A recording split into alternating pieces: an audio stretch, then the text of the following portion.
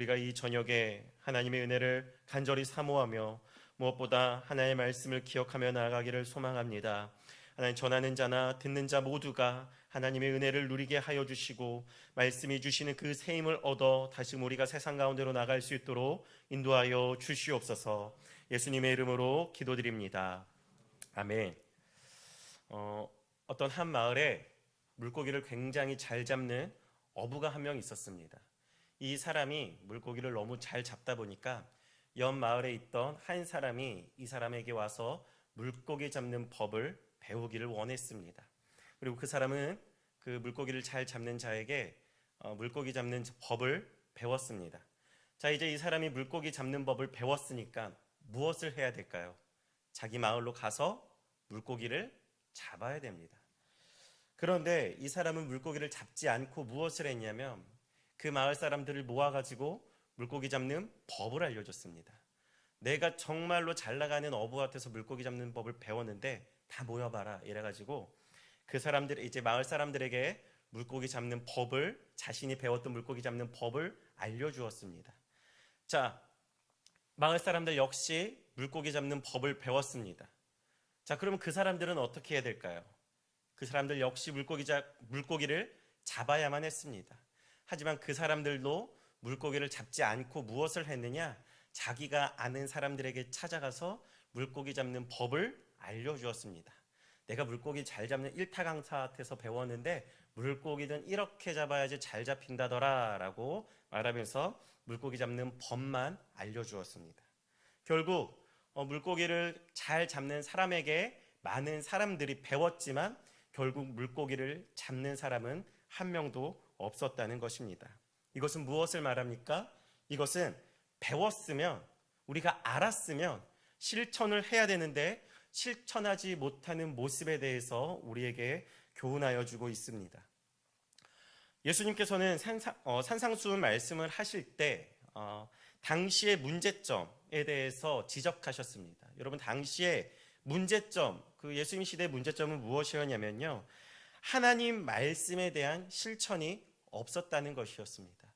그들이 하나님의 말씀은 알았지만 하나님의 말씀을 실천하지 않았습니다. 그 대표적인 사람들이 바로 바리새인들이라는 사람들이었습니다. 예수님께서는요, 그런 시대적인 상황 속에서 이 산상수훈과 나아가 주기도문을 통하여서 우리에게 많은 것들을 교훈해 주고 계십니다. 오늘 본문에 보시면 예수님께서는요, 죄 용서에 대한 기도를 우리에게 가르쳐 주고 계십니다. 우리 오늘 본문 말씀 다시 한번 좀 같이 보도록 하겠습니다. 우리 본문 말씀 같이 읽겠습니다. 시작. 우리가 우리에게 죄 지은 자를 사하여 준 것 같이 우리 죄를 사하여 주시옵고. 아멘. 아멘. 자, 이 부분을요 자세히 보면요, 지금까지 우리가 교회에서 배워온 것과는 조금 느낌이 다릅니다. 그것은 무엇이냐면, 우리가 지금까지 교회에서 배웠을 때는 이렇게 배웠었죠. 하나님이 우리를 용서하신 것 같이 우리도 형제의 죄를 용서하는 것이다 라고 배워왔는데, 오늘 본문 말씀을 보시면 어떻게 말하고 있습니까? 우리가 형제의 죄를 용서한 것 같이 하나님이 우리의 죄를 용서해 주시겠다고 말씀해 주고 있습니다. 우리가 지금까지 배워왔던 것, 우리가 지금까지 상식적으로 교회에서 알고 있었던 것과는 반대로 지금 예수님께서 우리에게 말씀해 주고 계시는 것입니다. 이것은 마치 우리가 우리의 죄를 용서받기 위해서는, 하나님으로부터 우리의 죄를 용서받기 위해서는 우리가 형제를 용서해야 하는 것이 마치 선행되어져야 하는 것처럼 느껴지기 때문입니다. 하지만 지금껏 우리는 하나님의 죄 용서에 있어서는 그 어떠한 조건이 있다는 것을 배우지 못했습니다. 우리는 이제껏 하나님의 죄 용서는, 주님께서 우리를 용서해 주시는 것은 우리의 어떤 행위나 노력이나 어떤 공로 때문에 하나님이 우리의 죄를 용서해 주시는 것이 아니라 하나님의 무조건적인 용서, 하나님의 무조건적인 은혜라고 우리는 배워왔던 것입니다. 그래서 존 칼빈도 자신의 신학에서 하나님의 선택은 무조건적인 선택이라고 말하는 것이죠. 사실 성경 어디에서도 우리의 죄 용서에 대한 부분이 인간의 행동에 의해서 좌지우지 된다고 말하고 있지 않는다는 것입니다.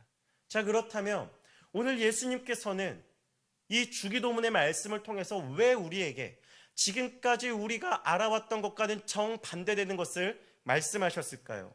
그것은 우리가 하나님께 자신의 죄에 대해서 용서를 간구하되 기도하는 자가, 기도하는 우리가 먼저 영적으로 성숙한 자가 되어서 형제의 잘못을 반드시 용서해 주어야 함을 강조하기 위해서 예수님이 이렇게 말씀하신 것입니다. 즉, 자신들의 신앙에서 실천적인 신앙의 모습을 반드시 가져야 한다고 예수님은 우리에게 말씀해 주고 계시는 것입니다.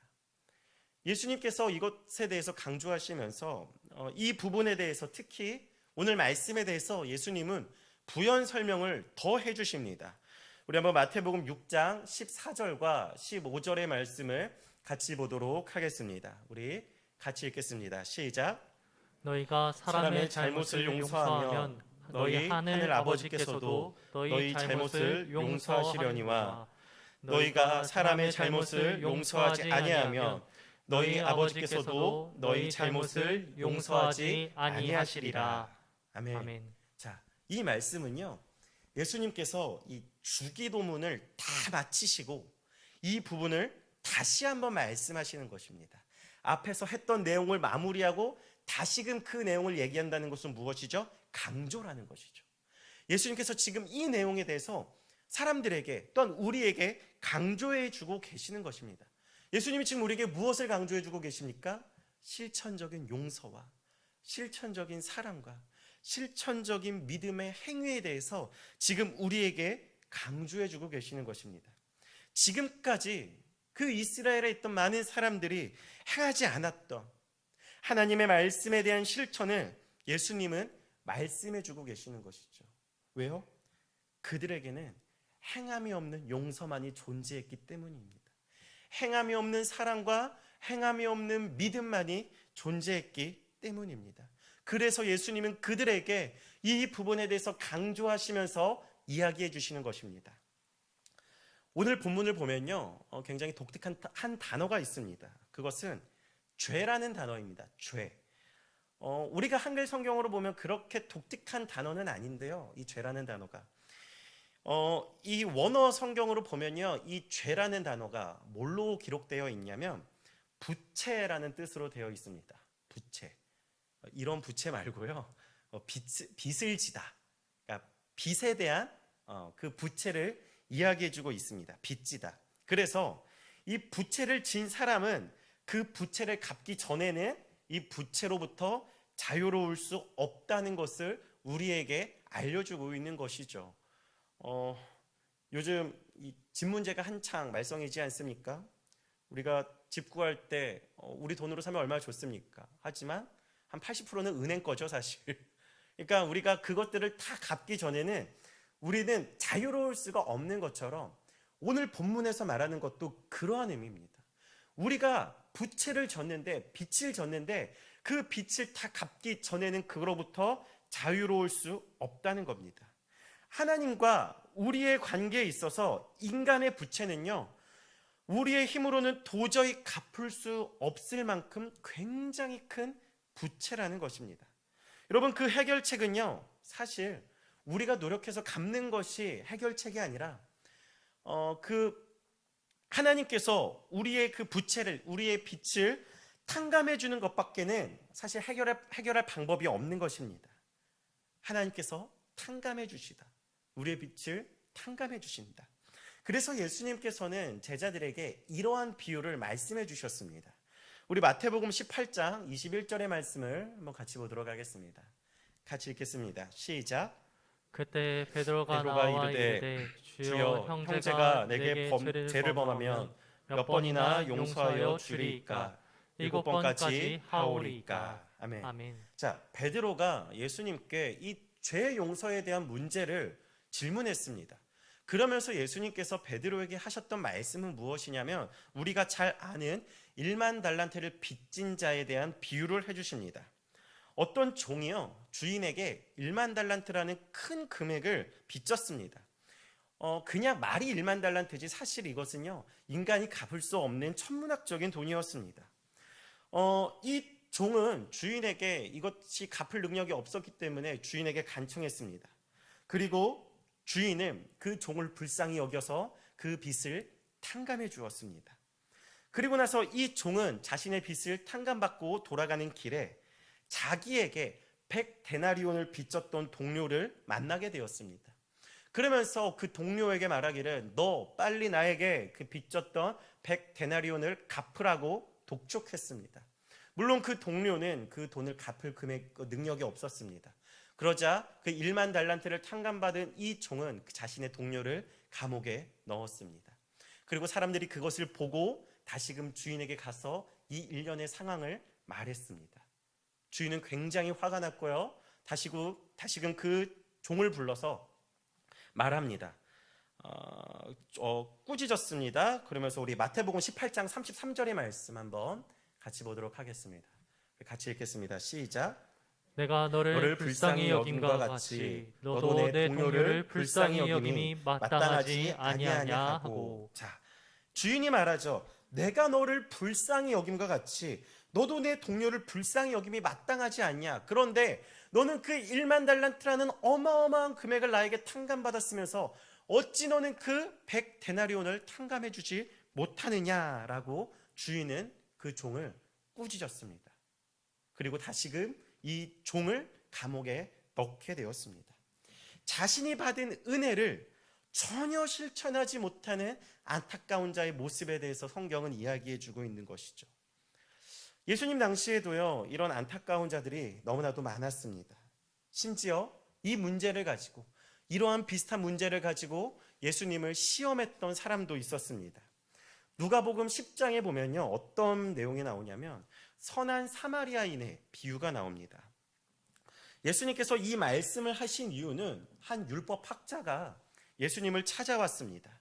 예수님을 찾아와서 예수님을 시험하였습니다. 그 율법학자의 질문은 이러했습니다. 예수님, 내가 무엇을 해야 영생을 얻을 수 있겠습니까? 라고 예수님께 질문을 했습니다. 그런데 예수님께서는 도리어 그 율법학자에게 질문을 하였죠. 네가 알고 있는 율법에는 무엇이라고 기록되어 있고 너는 그것을 어떻게 읽고 해석하느냐라고 예수님은 질문했습니다.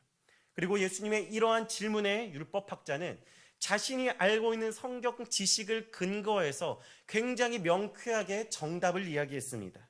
정답은 이것이었죠. 내 마음을 다하여 목숨을 다하여 힘을 다하여 뜻을 다하여 주 너의 하나님을 사랑하고 또한 내 이웃을 내 자신과 같이 사랑하라. 이렇게 기록되어 있고 내가 그렇게 읽고 있습니다 라고 율법학자는 대답하였습니다. 그리고 그 율법학자의 정답에 대해서 예수님은 이렇게 말씀하셨습니다. 내 대답이 옳도다. 이를 행하라 라고 말합니다. 뭐라고 말씀하셨다고요? 이를 행하라 라고 말씀하셨습니다. 이를 행하라. 그것은 무엇입니까? 네가 알고 있는 것만큼 행하라고 예수님은 말씀해 주고 계시는 것입니다. 그들은 행동하는 자들이 아니었기 때문에 예수님이 이렇게 말씀하시는 것이었죠. 예수님은 그러면서 이 율법교사에게 선한 사마리아인의 비유를 해주십니다. 한 여행객이 강도를 맞았는데 이 여행객이 다쳐서 매맞고 길거리에 쓰러져 있는데 아무도 그를 도와주지 않았지만 한 사마리아인이 그를 도와줬다는 내용이었습니다. 그러면서 예수님께서 이 비유를 쭉 말씀하신 다음에 누가 우리의 진정한 이웃이냐라고 물어봤었습니다. 그러자 이 율법학자는 이렇게 대답했습니다. 우리 누가복음 10장 37절의 말씀 같이 읽어보도록 하겠습니다. 같이 읽겠습니다. 시작. 이르되 자비를 베푼 자니이다. 예수께서 이르시되 가서 너도 이와 같이 하라 하시니라. 아멘. 아멘. 가서 너도 이와 같이 해라. 너도 이와 같이 하라. 이것이 예수님의 말씀이었습니다. 이와 같이 하라. 이를 행하라. 이미 예수님께서는 이 문장에 대해서 이 율법학자에게 2번이나 말씀하셨습니다. 우리의 삶에는 예수님께서 말씀하시는 것과 같은 실천적인 신앙의 모습이 있어야 합니다. 주기도문을 통해서 하나님께서 우리의 죄를 용서해 주시기를 간구하지만 나는 형제를 나아가 자매를 용서하지 못하는 신앙이 있지는 않은지 주님이 우리에게 물어보시는 것이죠. 우리가 우리에게 죄 지은 자를 사하여 준 것 같이 우리의 죄를 사하여 주옵시고. 이것은 결코 나의 행동의 결과로서 죄 용서가 아니라 우리의 실천적 신앙의 모습에 대한 주님의 가르침인 것입니다. 저는 많은 이제 좀 선교 여행을 다녔었습니다. 제가 여러 번 말씀드렸지만 제가 지금까지 갔던 이 단기 선교에서 가장 길게 갔던 게 약 10주 동안 갔던 단기 선교였습니다. 말이 10주지 그냥 2달 반 정도를 한 15명의 팀원들과 이렇게 동거동락하면서 지냈습니다. 사실 쉽지 않습니다. 거의 3개월 가까이 되는 시간을 그렇게 가족도 아닌 사람들과 지낸다는 게 사실 쉽지는 않습니다. 그런데 10주의 그 과정 속에서 저희가 3주차 때 저희 팀에 굉장히 심각한 문제가 생겼습니다. 저희 멤버들이 학생 14명에 간사 1명 이렇게 해서 15명이 갔었는데요. 저희 보통 이제 선교를 가면 팀 안에서 이성교제 하지 말라고 합니다. 왜냐하면 이게 서로 가깝다 보니까 남녀가 쉽게 눈이 맞습니다. 그리고 남녀가 눈 맞으면요 팀이 박살이 납니다. 왜냐하면 함부로 행동할 수가 없거든요. 그런데 문제는 간사와 한 자매가 눈이 맞았던 것이었습니다. 인도네시아 오지 한복판에서 그들은 밤이 되면요 저희들이 다 잘 시간에 밖에 나가서 데이트를 했습니다. 저희 몰래. 근데 사실 그 인도네시아 오지에서는요 함부로 외국인이 나가면 안 됩니다. 인도네시아 현지에서는요 마을 사람들이 보초를 도는데요 그 사람들이 너무 힘들다 보니까 칼을 차고 그리고 마리화나를 하고 이렇게 약간 몽롱한 상태에서 순찰을 놀기 때문입니다. 그리고 그렇게 순찰 도는 사람이 외국인 남녀를 발견하게 됐습니다. 그것도 밤 야심한 시각에. 그래가지고 그 현지인들은 어떻게 했냐면 그 여자의 목에 칼을 겨누었고 협박을 했습니다. 돈을 갖고 와라 라고 말했습니다. 그리고 그 간사님은 너무나도 놀라서 굉장히 큰 금액을 저희 팀 안에 있던 큰 금액을 그 현지인들에게 주었습니다. 그들에게 주었던 금액은 인도네시아에서 대학 교수가 한 3개월 정도 일해야지만 벌 수 있는 그 큰 금액을 주었습니다. 물론 난리가 났었죠. 난리가 났고 저희는 아침이 되어서야 그 이야기를 알게 되었습니다. 이 이야기를 접하고 나서 팀은 풍비박산이 났습니다. 그리고 회의를 하기 시작했습니다. 이 두 사람을 어떻게 할 것인가. 저희는 인도네시아에서 선교를 진행하고 있었고 또 이제 호주 시드니에 저희 본부가 있었습니다. 본부에서 내렸던 결정은 이랬습니다. 간사는 호주로 돌려보내라. 그런데 학생은 거기 남겨둬라. 이거 굉장히 잔인한 것입니다. 실수했던 그 사건의 당사자가 혼자서 여기에 남아있는다는 것은 사실 결코 쉬운 문제가 아니었습니다. 그 자매가 이렇게 팀에 남아있었을 때 어떤 문제가 발생했냐면 대부분의 이제 팀원들이 그 자매를 손가락질하기 시작했고 그 자매를 왕따시키기 시작했습니다. 그리고 어떻게 왕따를 시켰냐면 저희들이 하고 있는 모든 사역에서 배제시켰고요. 식사를 혼자 하게 했고요. 저희가 매일 드리는 예배, 중보기도, 말씀 묵상 시간에 배제했습니다. 그리고 방에 혼자 가뒀습니다. 그걸 보면서 문득 그런 생각이 들더라고요. 잘하면 자살할 수도 있겠구나. 혼자 이 머나먼 인도네시아라는 땅에서 지금 그런 수모를 당하고 있는 그 모습을 보면서 너무나도 안타까웠습니다. 그러면서 제 안에 무슨 생각이 들었냐면 이게 과연 옳은 것인가? 저 자매가 그 정말로 그 20대 초반에 그 불타는 감정을 주체 못한 거지 사실 죄를 지은 건 아닌데 실수한 것 뿐인데 너무 잔혹한 거 아닌가라는 생각을 하고 저는 밤에 잠이 들면서 안 되겠다. 내일 아침에 뒤집어 엎어놔야겠다. 제가 그런 생각을 했었습니다.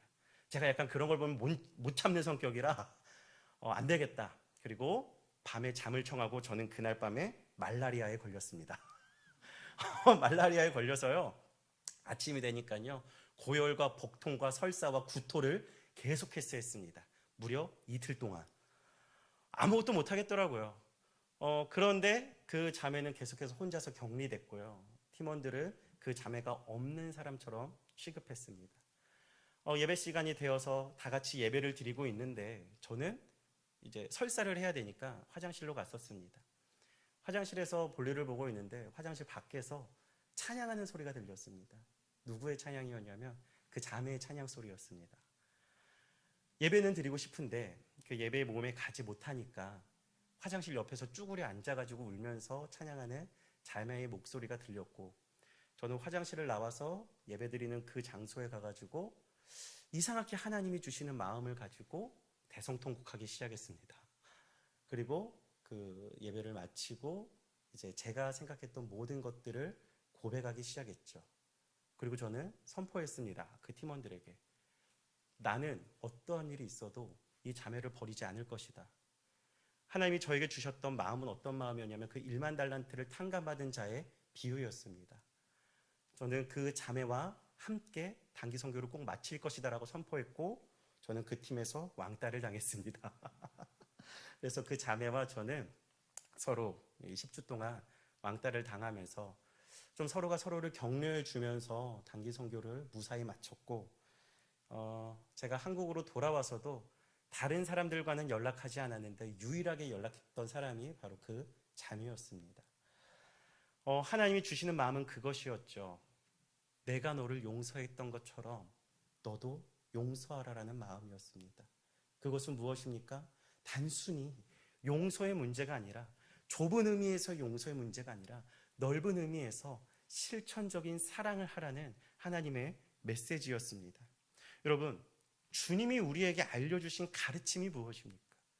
예수님이 우리에게 알려주신 가르침을 바울은 이렇게 고백을 합니다. 우리 갈라디아서 5장 14절의 말씀을 한번 같이 보도록 하겠습니다. 같이 읽겠습니다. 시작. 온 율법은 내 이웃 사랑하기를 내 자신같이 하라 하신 한 말씀에서 이루어졌나니. 바울은 말합니다. 우리 안에 실천적인 사랑이 있어야 된다고, 실천적인 신앙의 모습이 있어야 된다고 말합니다. 그리고 우리가 무엇을 실천해야 되는가? 성경이 말하는 것처럼 하나님을 사랑하고 내 이웃을 내 자신과 같이 사랑하라고 하는 그 예수님의 명령을 지켜 행해야 된다고 성경은 우리에게 말해주고 있습니다. 우리 안에 실천적인 사랑이 있기를 간절히 소망합니다. 기꺼이 그렇게 하시기를 간절히 소망합니다. 그것이 하나님께 우리가 받은 무조건적인 은혜와 무조건적인 탕감을 받은 우리의 신앙의 자세인 줄로 믿습니다. 여러분, 우리의 삶에서 내가 용서해야 될 사람은 누구입니까? 나아가 내가 사랑해야 될 사람은 누구입니까? 예수님은 오늘 우리에게 말씀하십니다. 너도 가서 이와 같이 행하라. 너도 가서 이와 같이 행하라.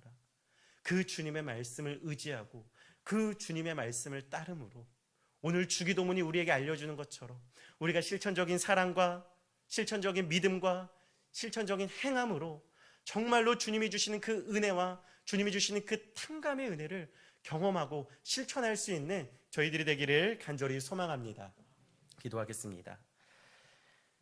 살아계신 하나님, 은혜와 사랑을 참으로 감사드리며 우리를 용서해 주시는 그 주님의 무조건적인 은혜와 무조건적인 탕감을 우리가 감사하며, 이제는 우리가 그 주님의 은혜에 실천적인 믿음을 가지고 나아가기를 간절히 소망합니다.